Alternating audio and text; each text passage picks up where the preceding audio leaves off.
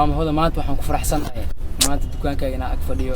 adigina aad tahay maanta qof shaqaysanayo waa farxad weyn ilaahay ugu mahadinayaa sidoo kale waxaan ugu mahadinayaa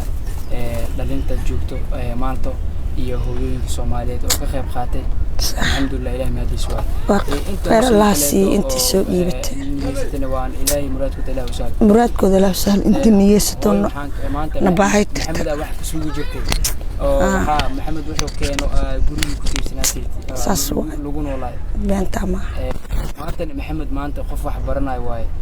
qar Allah hadisi ma anta qof wax baranay way intii soo dhiibatay adiga ba waxaan ka rabaa si oo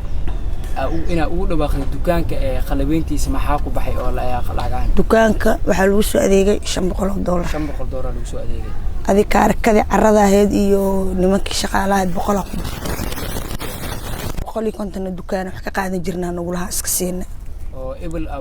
wax ka qaadan jirnaa ka bacdina way naga deysteen dal cagsiin weyn oo deeman nagu laha $750 isku naqanay intaas qarash ahaan nagu baxday alxamdulillah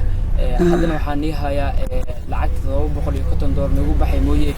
$300 kale oo ka sii saayday waa maaqsan lacag cadad ahaan waxa isku naqanay $150 isku naqanay qaar inta soo dhiibata ajri xasanaad Allah ka siiyo adigana khayr Allah ku siiyo $300 waatana lacag $150 isku naqanay alxamdulillah khayr Allah siiyo inta ka soo qayb qaadatay ilaahay muraadkooda ilaahay dhalinta maalta joogan ilaahay ii kana muraadkooda ilaahay u saaro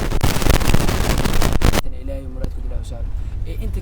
kale kula soo xiriirtana oo si gooni adiga kula soo xiriirtana wixii ay ku siiyaan ilaahay ii kana muraadkooda ilaahay u saaro khayr Allah siiyo intii wax lagu soo sadaqaysto baahideena aragtay